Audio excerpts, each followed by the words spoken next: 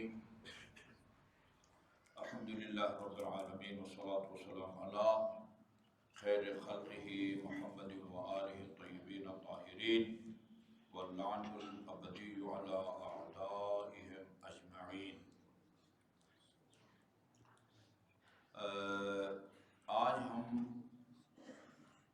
38ویں منقبت یا امیر المومنین کی فضیلت بیان کر رہے ہیں، جس میں آپ کا کوئی شریک نہیں ہے، منفرد ہیں۔ فَإِنَّ رَسُولَ اللَّهِ بَعَثَنِي بَعْثًا وَدَعَا لِي بِدَعْوَاتٍ وَأَطْلَعَنِي عَلَى مَا يَجْرِي بَعْدَهُ۔ یہ بہت ہی اہم فضیلت کی طرف اشارہ ہے۔ اس متن کا یا عبارت کا ترجمہ کرنے سے پہلے تمہید کے طور پر یہ بات نوٹ کر لیں، اس سے پہلے بھی عرض کر چکا ہوں۔ امیر المومنین کا ایک فرمان ہے نہج البلاغہ میں نا، عجیب ہے، کل عالم غیرہ متعلم۔ اللہ تعالیٰ کے علاوہ اس کائنات میں جو بھی عالم ہے نا، وہ متعلم رہا ہے، تعلیم اس نے حاصل کیا ہے نا۔ حتیٰ رسول خدا صلی اللہ علیہ وآلہ وسلم وہ بھی متعلم ہیں، لیکن ان کا معلم اللہ تعالیٰ ہے۔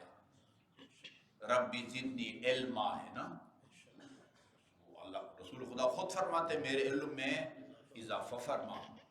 دوسری آیت وَعَلَّمَكَ مَا لَمْ تَعْلَمْ، ادھر متعلم اور معلم دونوں کا ذکر آ گیا ہے۔ وَعَلَّمَكَ، اللہ تعالیٰ نے آپ کو سکھایا، تعلیم دی، مَا لَمْ تَعْلَمْ، جو آپ کو پہلے معلوم نہیں تھا۔ یہ قرآن کی آیت ہے نا، اس میں کوئی انکار کی گنجائش نہیں ہے۔ تو ہر عالم اس کائنات میں متعلم ہے سوائے خدا کے، اس کا علم ذاتی ہے، علم ذاتی ہے۔ جس طرح ذرا توجہ کیجئے، جس طرح جفت ہونا 2، 4، 6 اور 8 کی ذاتی صفت ہے نا، جفت ہونا، اسی طرح علم اللہ تعالیٰ کی لیے ذاتی صفت ہے۔ یا تری اور نمی، یہ پانی کی جو ہے نا خصوصیت ہے۔ آپ کے کپڑے کے اوپر اگر کوئی پانی کے قطرے گرے، آپ کا کپڑا گیلا ہو جائے، آپ سے پوچھے جائے یہ نمی، یہ تری آپ کے کپڑے میں کہاں سے آئی ہے، آپ کیا کہیں گے؟ پانی کا قطرہ گرا ہے۔ میں پوچھوں پانی کے اندر نمی کدھر سے آئی ہے، آپ کیا کہیں گے؟ وہ اس کی ذاتی ہے۔ ہاں، اللہ کا علم ذاتی ہے، عین ذات خدا ہے، عین ذات خدا۔ اللہ کے علاوہ جس کے پاس جو کچھ ہے، وہ علم ہو یا قدرت ہو، وہ خدا کا دیا ہوا ہے۔ خدا داد جسے کہتے ہیں نا، ہاں، خدا کا دیا ہوا ہے۔ میرے والد مرحوم کا نام خدا داد ہے، ٹھیک ہے جی، وہ خدا کا دیا ہوا ہے۔ اچھا جی، وہ خدا داد ہے۔ اچھا، اب یہ سوال ہے کہ اب یہ بڑا معرکۃ العرا مسئلہ ہے۔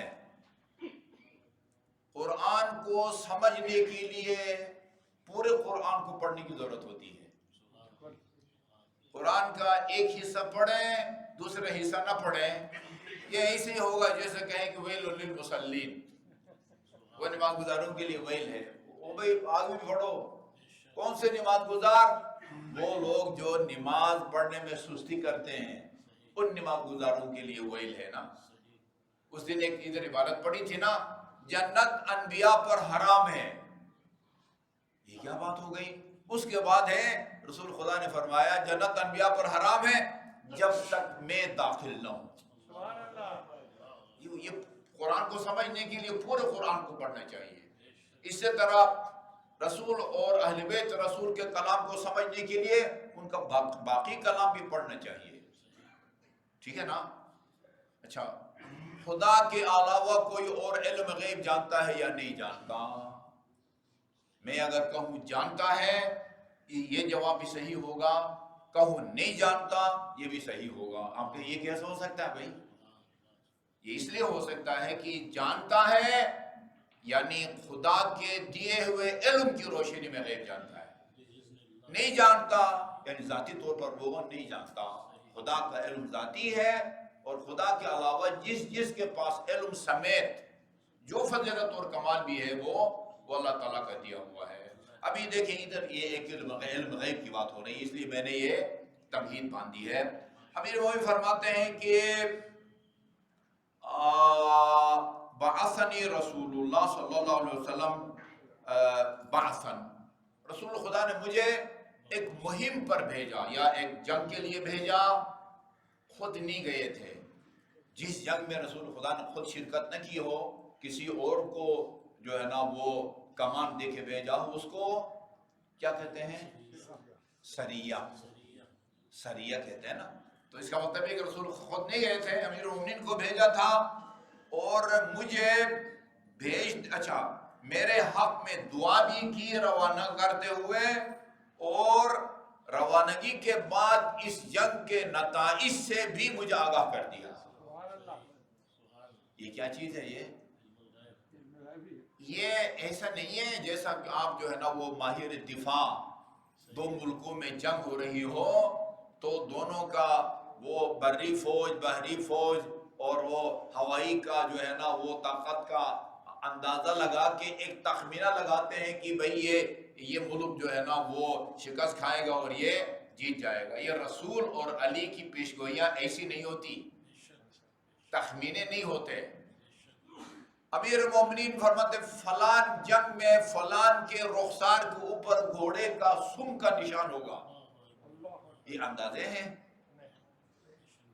یہ باریک بینی سے جو خبریں دیتے ہیں نا، وہ جب تک غیب سے ان کو آگاہ نہ کیا جائے اتنی باریک بینی سے کوئی خبر نہیں دیتا۔ فرمایا مجھے بھیجا، اور بھیجنے کے بعد یا وَأَطْلَعْنِي عَلَى مَا يَجْرِي بَعْدَهُ، اور مجھے بھیجنے کے بعد اس جنگ کے بعد جو کچھ ہونے والا تھا یا اس کے نتائج، اس سے مجھے آگاہ کیا۔ اچھا اس میں کوئی شک نہیں ہے کہ یہ رسول خدا جب اس طرح کے یعنی وہ خود خطابات کرتے تھے تو سامنے بیٹھنے والے کم از کم امیر المومنین کے بارے میں ایک سوچ کے لوگ نہیں ہوتے تھے۔ کہا کہ یہ جب رسول خدا نے مجھ سے کہا نا تو بعض کو یہ بات ناگوار گزری، جو سامعین تھے نا ان میں سے بات کو ناگوار گزری۔ اچھا قالا، اور کہا اگر محمد کے بس میں ہوتا نا علی کی نبوت کا اعلان کر دیتا۔ یہ اہل سنت کی کتابوں میں حضرت علی اور حضرت عمر دونوں کے بارے میں ہے، شاید سنن ابو داؤد میں ہے کہ اگر رسول خدا کے بعد کوئی نبی ہوتا تو وہ حضرت عمر ہوتے۔ یہی بات حضرت علی کے بارے میں بھی ہے، ادھر بھی یہی بات کہہ رہا ہے کہ بھئی یہ رسول خدا کا اگر بس چلتا تو اپنے بعد نبی علی کی نبوت کا اعلان کرتا، لیکن رسول خدا خود اعلان کیا انت من بنزلۃ ہارون من موسیٰ الا انہ لا نبی بعدی، تو نبی نہیں ہے۔ یا نہج البلاغہ میں فرمائے انکا تسمع ما اسمع، جو آوازیں میں سنتا ہوں ان کو تو بھی سنتا ہے، وترى ما ارى، جو مجھے نظر آتا ہے وہ تجھ بھی نظر آتا ہے، الا انک لست بنبی، فرق یہ ہے کہ نبی میں ہوں، وہی مجھ پر نازل ہوتی ہے لیکن آوازیں تجھے بھی سنائی دیتی ہیں۔ یہ نہج البلاغہ میں ہے کہ جس کی پتہ نہیں کئی شرح جو ہے نا وہ اہل سنت اور اہل تشیع علماء کرام نے شرح لکھی ہے۔ فشرفنی اللہ عز وجل باطلاع علی ذالک، یہ بس رسول خدا کی زبان مبارک سے اس آگاہی سے اللہ نے مجھے مشرف فرمایا ہے۔ یہ آگاہی کیا ہے؟ علم غیب کی خبر ہے، اللہ رسول کو بتاتا ہے اور رسول امیر المومنین کو بتاتے ہیں۔ ذاتی طور پر نہ رسول جانتے ہیں، ذاتی طور پر نہ علی جانتے ہیں، ذاتی طور پر صرف اللہ تعالیٰ جانتا ہے، بلکہ وہ عین علم ہے، وہ عین علم اور عین قدرت ہے۔ اما التاسعۃ والثلاثون، یہ بھی ایک واضح تمام مسلمانوں کے لیے قابل قبول ہے۔ 39ویں فضیلت یہ ہے کہ فإنی سمعت رسول اللہ یقول، رسول خدا کو میں نے فرماتے ہوئے سنا، کذب من زعم انہ یحبنی وَيَبْغَضُ عَلِيًّا، وہ شخص جھوٹ بولتا ہے جو یہ سمجھتا ہے کہ وہ مجھ سے محبت کرتا ہے اور اس کے دل میں علی کا بغض ہو۔ علی کا سے بغض رکھنے والا یا علی کا دشمن وہ میرا دوست نہیں ہو سکتا۔ صاف ظاہر ہے جی۔ امیر المومنین نے فرمایا نا دوست کی بھی 3 قسمیں ہیں اور دشمن کی بھی 3 قسمیں ہیں۔ ایک ڈائریکٹ آپ کا دشمن، آپ کے دوست کا دشمن اور آپ کے دشمن کا دوست، یہ سیدھی بات ہے، 2 × 2 4 کی طرح ہے دیا۔ فرمایا کہ کذب من زعم انہ یحبنی، وہ آدمی جھوٹ بولتا ہے جو یہ سمجھتا ہے کہ وہ مجھ سے محبت کرتا ہے، وَيُبْغِضُ عَلِيًّا، اور ادھر اس کے دل میں علی کا بغض یا دشمنی ہو۔ لا يجتمع حبی وحبہ الا فی قلب مؤمن، صرف مومن کے دل میں میری اور علی کی محبت جمع ہوتی ہے، صرف مومن کے دل میں میری اور علی کی محبت جو ہے نا وہ جمع ہوتی ہے۔ یا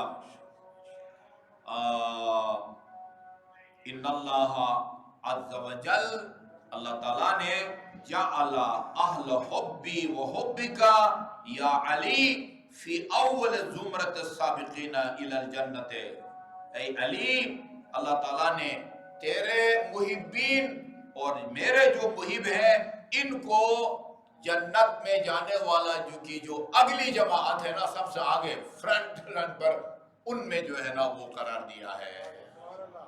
تیرے اہل محبت یعنی تیرے محب اور میرے اہل محبت یعنی میرے محبین کو، ٹھیک ہے جی، سب سے آگے جنت میں داخل ہونے والے گروپ کے ہیں یا جماعت کے ہیں یا گروہ میں شامل کیا ہے۔ اللہ تعالیٰ تا حیات یہ جو نعمت ہے نا اس سے ہمارے دلوں کو منور رکھے۔